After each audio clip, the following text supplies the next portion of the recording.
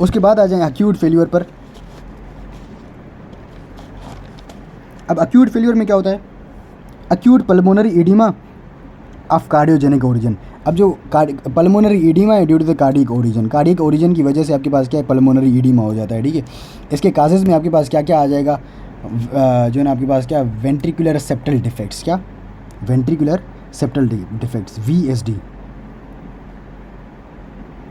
VSD आ जाएगा, ischaemic heart disease आ जाएगा, या फिर एमआई लिख देता हूँ मैं यहाँ पर, ठीक है, एमआई आ जाएगा।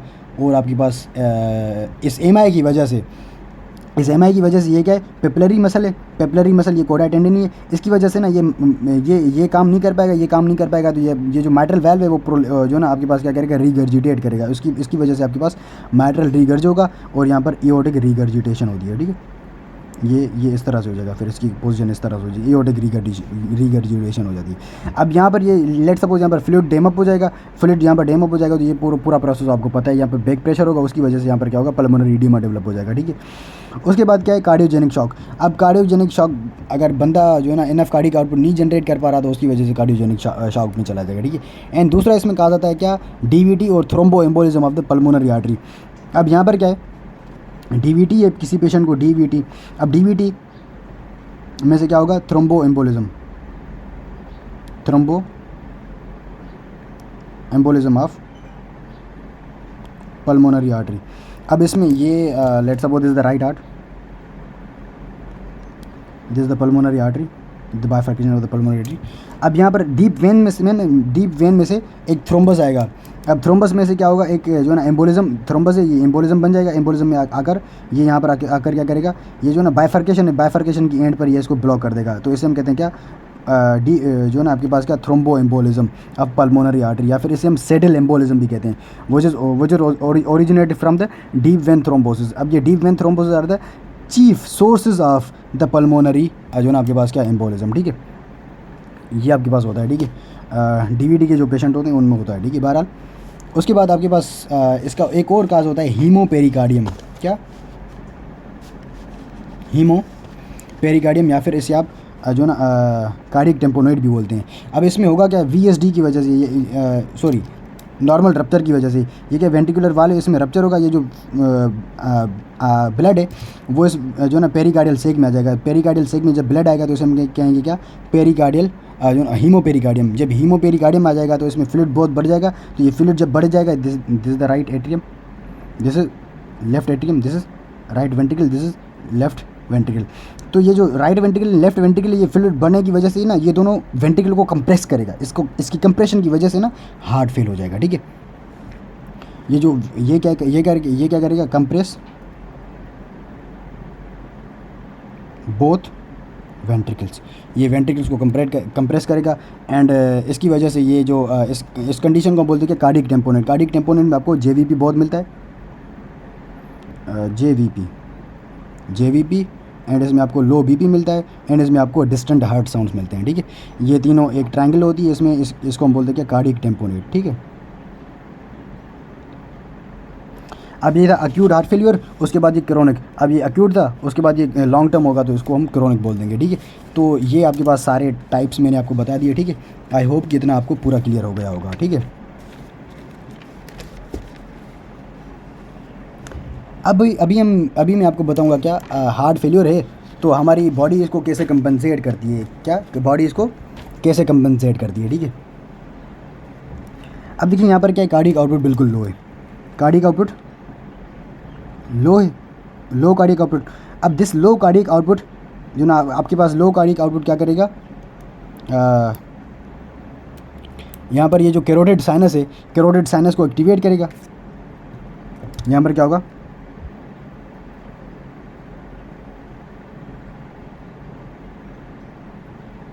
कैरोटिड साइनस को एक्टिवेट करेगा। कैरोटिड साइनस जब एक्टिवेट होगा तो यहाँ से क्या होगा, कैरोटिड साइनस में से आपके पास मैसेज जाएगा टू द ब्रेन। अब जब ब्रेन को मैसेज आया तो ब्रेन क्या करेगा, ये सिंपैथेटिक नर्वस सिस्टम को एक्टिवेट कर देगा। क्या कर देगा, ये सिंपैथेटिक नर्वस सिस्टम को एक्टिवेट करेगा। और सिंपैथेटिक नर्वस सिस्टम के जो ना आपके पास यहाँ पर क्या करेगा, ये एसी नोड को एक्टिवेट करेगा, इसमें ये एसी नोड को एक्टिवेट करेगा। और ये वीन में क्या करेगा पता है, वीन को कंस्ट्रक्ट करेगा। जब वीनो कंस्ट्रक्शन होगी तो ना वीनस रिटर्न बढ़ेगा। क्या? वीनस रिटर्न बढ़ेगा। क्या? वीनस रिटर्न बढ़ेगा। वीनस रिटर्न बढ़ेगा तो स्ट्रोक वॉल्यूम बढ़ेगा। स्ट्रोक वॉल्यूम बढ़ेगा तो कार्डियक आउटपुट बढ़ेगा। कार्डियक आउटपुट बढ़ेगा। लेकिन ये जो ना इनिशियली बढ़ता है, मैं आपको ये अभी ना नॉर्मल बता रहा हूँ, इसके डिसएडवांटेजेस भी बताऊँगा इस सिंपैथेटिक नर्वस सिस्टम के। ये अभी एडवांटेजेस बता रहा हूँ, इसके डिसएडवांटेजेस भी बताऊँगा आपको, ठीक है।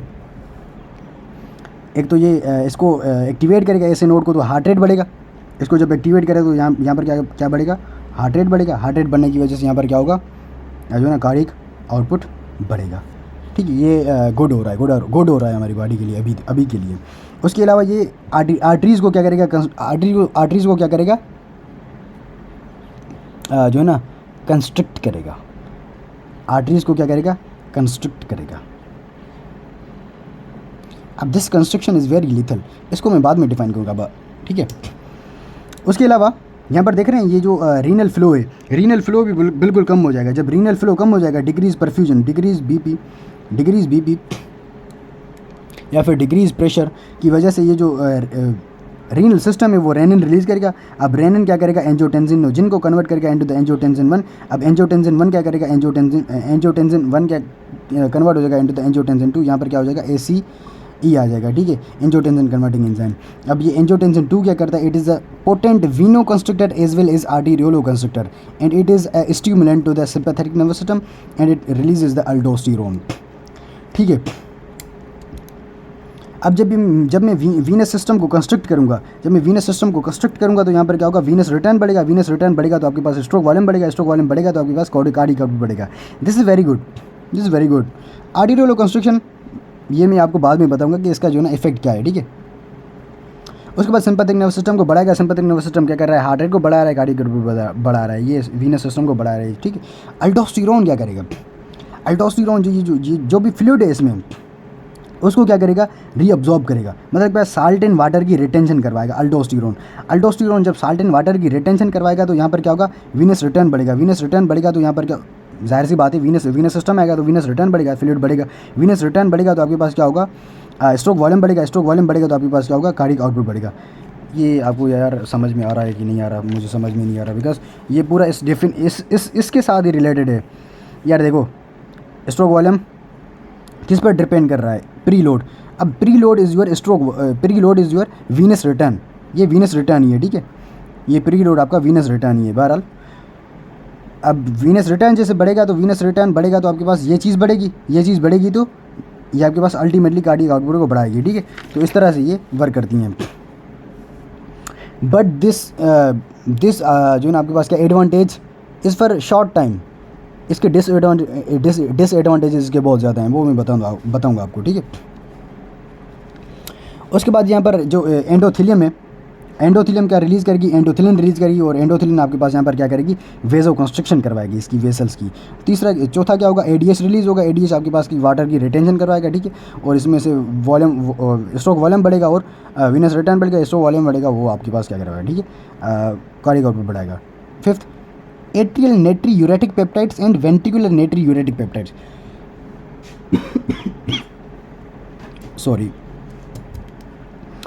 atrial natriuretic peptides and ventricular natriuretic peptides basically they counterbalance whole effects of sympathetic nervous system and renin angiotensin aldosterone axis endothelin and ADH जो रिलीज़ है, इन सब को ना काउंटर जो है ना आपके पास क्या करते हैं? बैलेंस करते हैं। अब एट्रियल नेट्रीयूरेटिक पेप्टाइड क्या करेगा? नेट्रीयूरेसिस करवाएगा। वेंट्रिकुलर नेट्रीयूरेटिक पेप्टाइड क्या करेगा? नेट्रीयूरेसिस करवाएगा।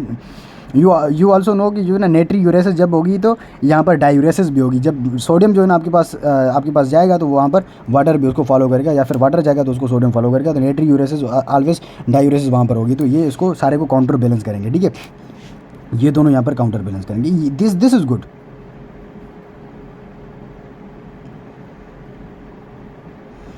अब आ जाए इसके डिसएडवांटेजेस पर।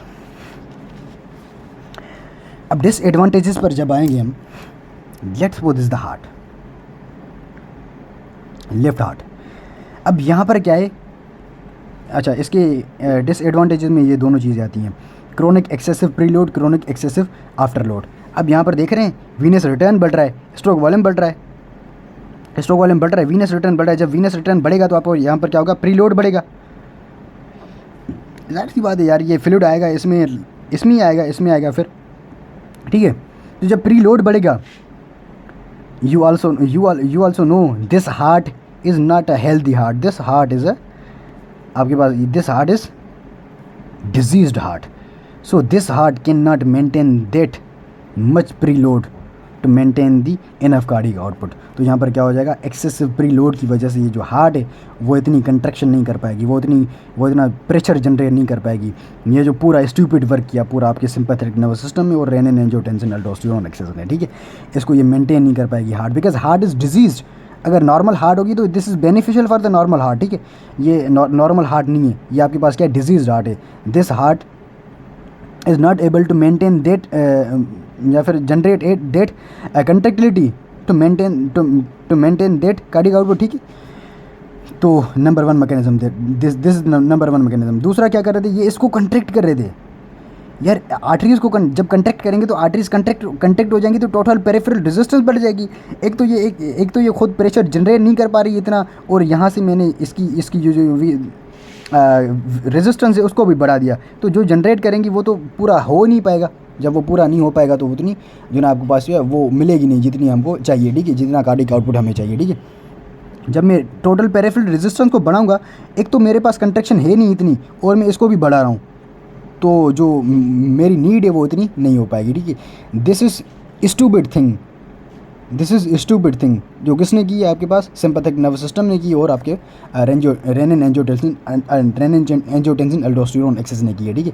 ये मैं आपको इसके ट्रीटमेंट में बताऊंगा कि जो ना रेनिन एंजियोटेंसिन अल्डोस्टेरोन कितने टाइम तक वर्क करता है, उसके बाद आपने थेरेपी कब देनी है, ठीक है। ये मैं आपको इसके बाद वाले वीडियो में बताऊँगा, ठीक है। अच्छा, आई होप कितना क्लियर हो गया होगा आपको। अच्छा, ये जो आपके पास ये दोनों चीज़ें हैं, इन दोनों चीज़ों की वजह से ना आपके पास ये तीनों चीज़ें होंगी। एक तो लॉस ऑफ मायोकार्डियल सेल्स होगा, मायोकार्डियल सेल्स। दूसरा आपके पास क्या होगा, लेफ़्ट वेंट्रिकुलर हाइपरट्रोफी होगी एंड फाइब्रोसिस हो जाएगी, ठीक है। ये तीनों चीज़ें इसमें होगी। अच्छा, आई होप कि आपको इतना क्लियर हो गया होगा, ठीक है।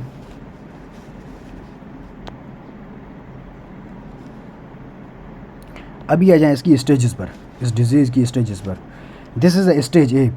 स्टेज ए में आपके पास क्या होता है, हाई रिस्क होती है, A is asymptomatic, this is asymptomatic stage. इसमें no structural and functional change in myocardium में कोई भी स्ट्रक्चरल फंक्शनल चेंज नहीं होगी। नो क्लिनिकल फीचर्स में कोई भी नहीं होगा, ठीक है। लेकिन आपने देखना है, अगर वो पेशेंट हाइपरटेंसिव है तो आपने उसका बहुत ही केयर करना है। हाइपरटेंसिव ये क्या है इसकी, जो ना आपके पास की इसको एग्रीवेट कर सकता है, इस्कीमिक हार्ट डिजीज़ को एग्रीवेट कर सकती है, डीएम इसको एग्रीवेट कर सकती है, cardiotoxic drugs like anti arrhythmic drugs, ठीक है। And family history, you can not change the family history, ठीक है।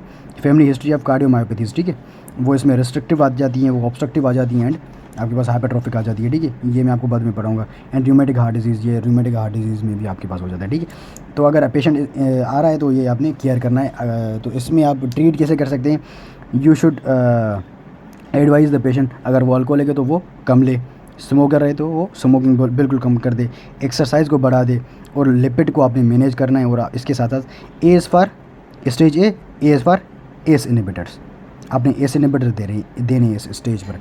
एस इनहिबिटर क्या करेंगे, वो इस एंजियोटेंसिन अल्डोस्टेरोन एक्सेस को कम कर देंगे।